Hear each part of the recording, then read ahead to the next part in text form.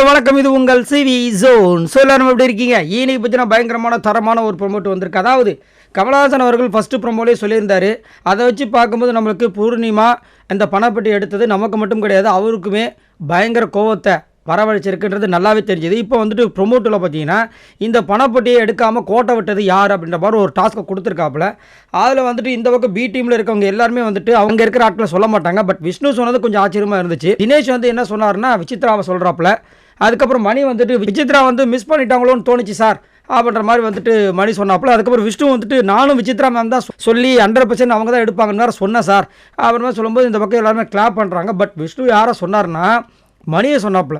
மணியை வந்துட்டு எடுத்துடுறா பூர்ணிமா எடுக்க போகுதுன்னு சொல்லிட்டு அதுக்கப்புறம் தினேஷ் கிட்ட வேற வந்துட்டு அவன் வந்து முட்டாள் ஆகிட்டான் அப்படின்ற மாதிரிலாம் பேசியிருந்தாரு. ஸோ கண்டிப்பாக கமலஹாசன் அவர்கள் இதெல்லாம் கேட்டுட்டு விஷ்ணு வந்து வச்சு செய்வார்ன்ற மாதிரி தோணுது. அதுக்கப்புறம் விஜயவர்மா வந்துட்டு ரொம்ப நல்ல மனசுக்கார நண்பர் மாதிரி பேசுகிறாப்புல. மணி எடுத்திருந்தா அவருக்கு ரொம்ப யூஸ்ஃபுல்லாக இருந்திருக்கும் சார், என்னோட மனசார நான் தோணுச்சு சார்.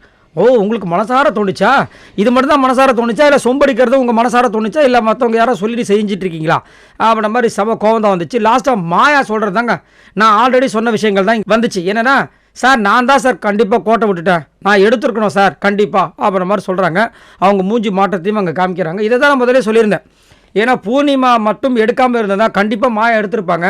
பூர்ணிமா எடுக்காமல் மற்றவங்க யாராவது ட்ரை பண்ணியிருந்தாங்கன்னா மாயா விட்டுருக்கவே மாட்டாங்க. அதை வந்து பூர்ணிமா கிட்டே நிறைய வாட்டி சொன்னாங்க நான் எடுத்துறேங்கன்னு. ஆனால் பூர்ணிமா நான் பிடிச்ச முயலுக்கு 3 கால் அப்படின்ற மாதிரி வந்துட்டு ஒத்த காலை நின்று கண்டிப்பாக அதை எடுத்தே தீர்வேன்னு சொல்லி அன்புன்ற கயிறு எடுத்து மாயா கையையும் காலையும் கட்டி போட்டு அழகாக எடுத்துகிட்டு போயிட்டாங்க. மாயாவுக்கு மூஞ்சே இல்லை சரிங்களா, செம்ம காலில் தான் இருக்காங்க. அதுவும் 16 லட்சம் யார் தருவா? அதனால தான் வந்து நேற்று வந்துட்டு வீட்டில் ஹாலில் வந்து ஏசி இல்லை, ஃபேன் இல்லை, 1.5 டன் ஏசியை வாங்கி போடுங்க, என்னென்ன கோடோடு யூஸ் பண்ணுறாங்க. ஸோ இந்த ப்ரொமோ பார்க்கும்போது நீங்கள் உங்களுக்கு என்ன விஷயங்கள் தோணுதுன்றதை சொல்லுங்கள். இந்த பணப்பெட்டியை கோட்டை விட்டது உண்மையிலே யார் நீங்கள் நினைக்கிறீங்க? என்னை பொறுத்த வரைக்கும் மணி அண்ட் தினேஷ் இவங்க தான் வந்து கோட்டை விட்டுட்டாங்க அப்படின்றது என்னோட கருத்து. உங்களோட கருத்தை சொல்லுங்கள். பாய் நண்பர்களே.